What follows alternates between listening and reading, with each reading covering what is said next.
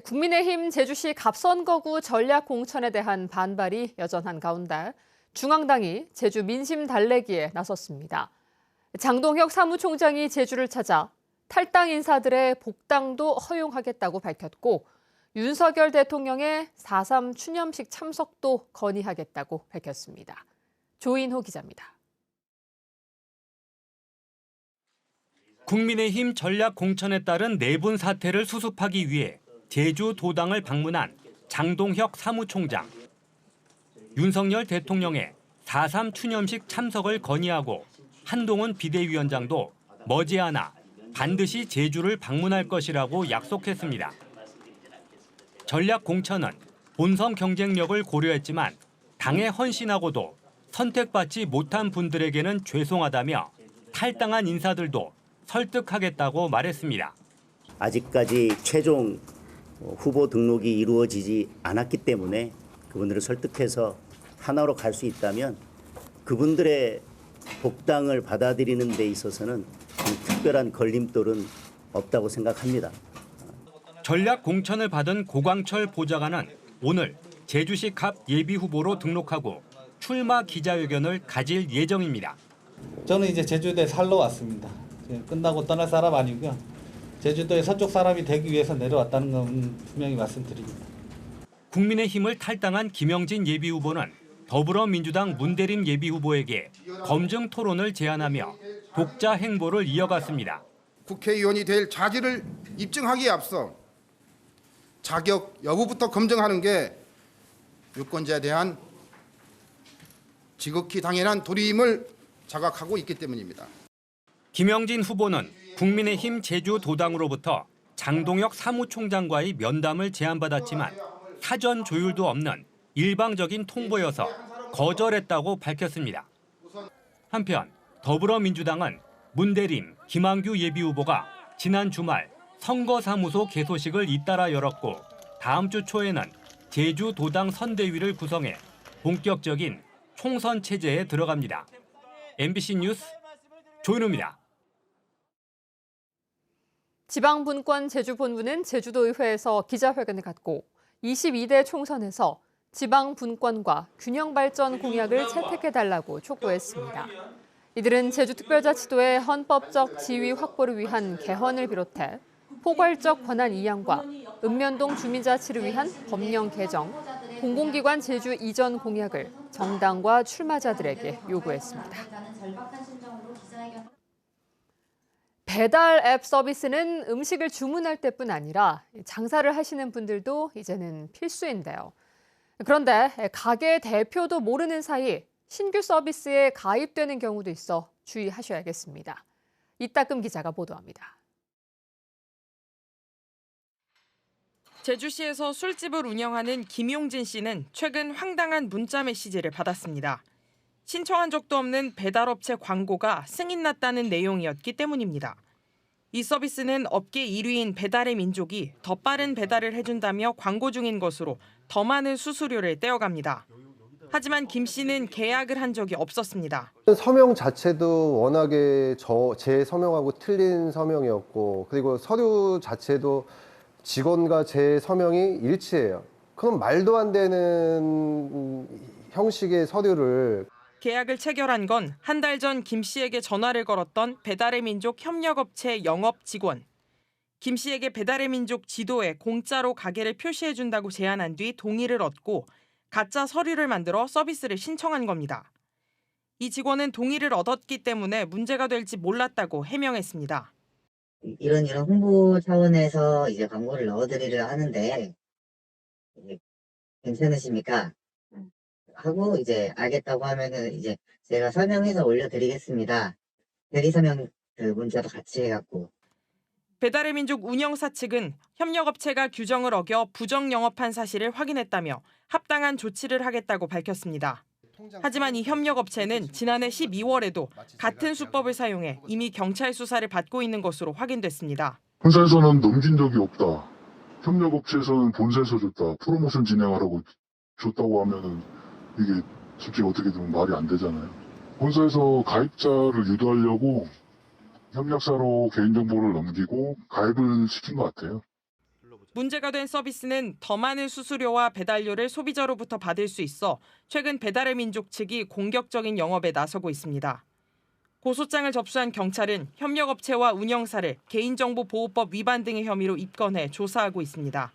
MBC 뉴스 이따금입니다.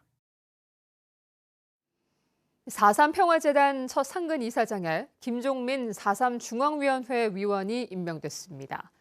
오영훈 지사는 4.3 평화재단 이사장 공모 절차를 통해 김종민 위원을 최종 선정하고 어제 임명장을 수여했습니다. 김종민 신임 이사장은 제주 출신으로 1987년 제주신문사에 입사해 4.3 취재를 시작한 이후 36년 동안 진실규명과 관련 연구를 통해 4.3 해결에 기여했다는 평가를 받고 있습니다. 앞서 보신 대로 제주도가 선출 방식을 두고 4.3 단체와 갈등 끝에 새 4.3 평화재단 이사장을 임명했습니다. 가장 우려했던 대목인 재단의 독립성을 어떻게 확보할지 또 산적한 과제들은 어떻게 풀어갈지 신임 이사장의 행보에 관심이 쏠리고 있습니다. 김종민 신임 이사장을 송원일 기자가 만났습니다. 네, 이사장님 먼저 취임 축하드립니다. 예, 고맙습니다. 그동안 40년 가까이 4.3 문제 해결을 위해 헌신해 오신 만큼 감회가 남다를 텐데 취임 소감 말씀해 주시죠. 예, 그동안 4.3 문제 해결을 위해서 이런저런 일을 해왔습니다. 최선을 다했습니다만은 좀 아쉬운 점도 저한테는 있었고 새롭게 좀 바뀌는 게 있었으면 좋겠다라고 생각을 했는데 제가 이사장으로 취임함으로써 그런 것을 좀 해결해 나가려고 하고 있습니다. 이번에 제주도가 이사장 선출 방식을 바꾸면서 4.3 단체들하고 갈등을 빚었는데 재단의 독립성을 어떻게 확보할 계획이신지 말씀해 주시죠. 예, 재단 4.3 재단의 독립성은 굉장히 중요한 문제입니다. 정치, 특히 지방 정치에 이렇게 휘둘리는 그러한 재단이 되어서는 안 되기 때문에 물론 시스템도 중요합니다만 그 시스템 속에서 결정적으로 최종적으로 일을 하는 것은 사람입니다. 그래서 시스템과 사람 두 축으로 움직이는 것인데 독립성에 대한 것은 저도 굉장히 중요하게 생각을 하고 있고 지사께서도 그 점에 대해서는 크게 동의하실 거라고 생각을 합니다. 4.3의 진실규명과 제대로 된 역사적 평가를 얻기 위해서 어떤 노력을 기울이실 계획이신가요?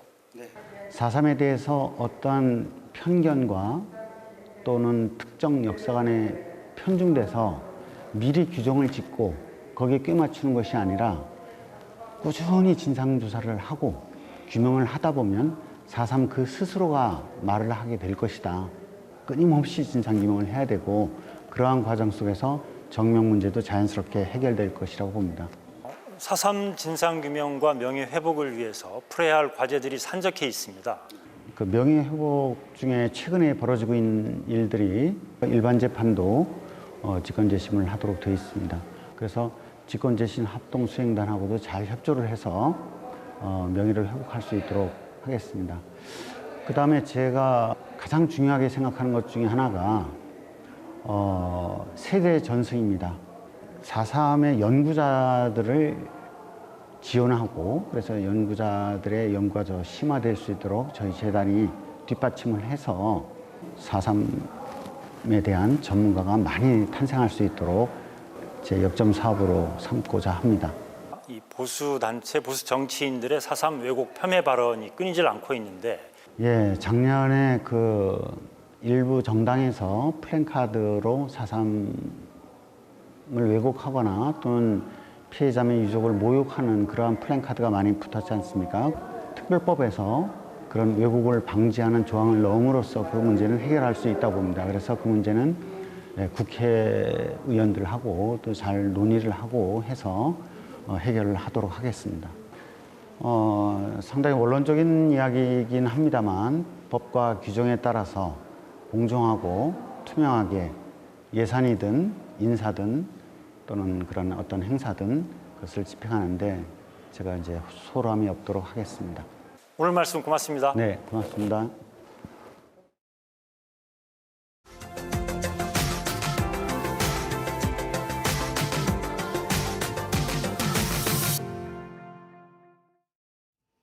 봄을 시샘하는 꽃샘추위에도 다가온 봄을 느끼기 위해 외출에 나선 분들 많으시죠.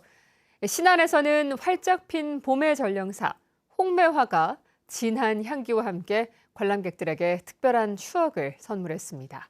서희령 기자가 취재했습니다. 신안의 한 바닷가 정원. 겨우내 앙상했던 가지가 온통 붉은 매화꽃으로 물들었습니다. 봄바람을 타고 퍼지는 은은한 꽃향기는 상춘객들의 발길을 멈추게 합니다. 머리, 기분, 눈으로 다 체험이 됩니다. 향기가 설랑설랑설랑 우리 몸 안으로 쏙쏙 들어서 너무너무 힐링되는 날입니다. 이 정원에 있는 홍매화 나무만 400여 그루.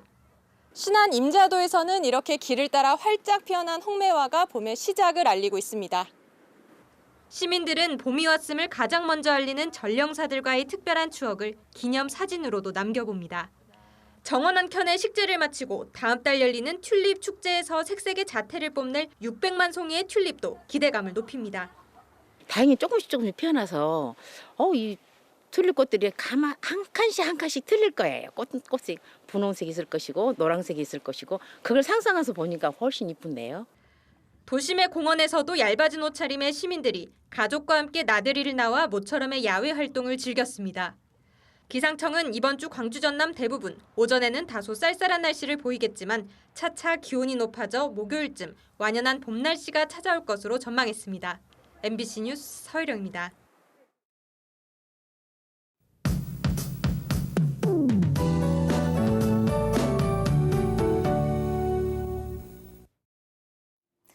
오늘 전국적으로 봄비가 내리겠습니다. 제주도는 오전부터 저녁 사이에 비가 가끔 내리겠는데요. 비가 내리면서 대기가 불안정한 곳이 있겠습니다.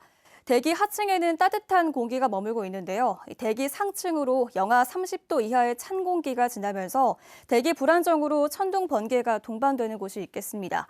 중산간 이상 지역에는 쌀락, 우박이 떨어질 가능성이 있는데요. 농작물과 시설물 피해 없도록 유의하시기 바랍니다. 오늘 저녁까지 산지에는 1에서 5cm의 눈이 더 내리겠고요. 대부분 지역에는 5에서 20mm 정도의 비가 가끔 내리겠습니다. 오후부터는 바람도 강하게 불겠는데요. 순간 풍속이 초속 20m 이상, 제주 산지에는 초속 25m 이상으로 강하게 불겠습니다. 오늘 오후에 남부 지역을 제외한 제주도 전역에 강풍특보가 발효되겠습니다. 아침 현재 기온 어제보다 5도가량 높게 시작하고 있는데요. 현재 북부와 서부 지역 10도, 남부 지역 8도, 성판악 4도 보이고 있고요. 낮 최고 기온은 북부와 서부 지역 12도, 남부 지역 14도, 동부 지역 13도 예상됩니다. 오늘 비양도와 마라도, 가파도는 오후에 비가 내리겠고요. 추자도와 우도는 오후 한때 비가 가끔 내리겠습니다. 오늘 흐리기만 하겠습니다. 바다의 물결은 오후부터 최고 4m까지 매우 높게 일면서 차차 풍랑특보가 발효되겠습니다. 비가 그친 뒤에 내일부터는 다시 맑은 날씨를 보이겠고요. 토요일 오후부터 일요일 오전 사이에 또 비가 내리겠습니다. 기상정보였습니다. 제22대 국회의원 총선거를 맞아 제주 지역에서 첫 후보자 초청 토론회가 제주 MBC에서 열립니다. 제주 MBC와 제주일보, 제주 CBS와 제주의 소리 등 언론 4사는 오늘 제주시 을선거구 후보자 초청 토론회를 개최합니다. 이번 토론회에는 국민의힘 김승욱, 더불어민주당 김한규, 녹색정의당 강순아 후보가 나섭니다. 제주 MBC는 오늘 밤 11시 30분부터 토론회를 방송하며 유튜브 채널로도 함께 중계 방송합니다. 제주 지역 부동산 경매 낙찰가율이 전국에서 가장 낮은 것으로 나타났습니다. 부동산 관련 업체 지지옥션에 따르면 지난달 제주에서 이루어진 경매 낙찰가율은 51.8%로 전국 평균인 66.6%를 크게 밑돌았습니다. 지난해까지 80%를 유지했던 아파트 낙찰가율도 76.6%까지 떨어졌습니다. 제주 지역 편의점과 음식점 창업 열기가 한풀 꺾인 것으로 나타났습니다. 국세청 국세통계 포털에 따르면 지난해 12월 제주 지역 편의점은 1,300여 곳으로 한 달 전보다 7곳 줄며 6년 만에 감소세로 돌아섰습니다. 2018년 이후 해마다 200곳 넘게 늘었던 한식 음식점도 같은 기간에 40여 곳이 줄었습니다. 이는 이미 영업 중인 점포수가 포화 상태인데다 경기 불황과 함께 임대료와 인건비 상승 등이 원인으로 분석됩니다. 제주 지역 맥주보리 재배 면적이 4년 새 30% 넘게 줄었습니다. 제주도 농업기술원에 따르면 지난해 도내 맥주보리 재배 면적은 1,608헥타르로 4년 전인 2019년보다 34% 감소했습니다. 농업기술원은 낮은 소득으로 재배 면적이 줄어든 것으로 보고 국내 육성 품종 생산단지를 조성하고 기능성 색깔보리 특산화와 품질 고급화를 추진할 계획입니다. 정부가 어제부터 전국 병원에 공중보건의와 군의관을 파견한 가운데 제주는 제외된 것으로 파악됐습니다. 제주도는 이번 파견 대상이 전국 20개 상급 종합병원으로 한정돼 제주는 대상에서 제외됐다고 설명했습니다. 이에 따라 제주도는 제주 지역 공보의를 제주대학교 병원과 한라병원에 배치해달라고 복지부에 건의했습니다. 한편 제주에는 지금까지 전공의 150명 가운데 141명이 복귀하지 않고 있습니다.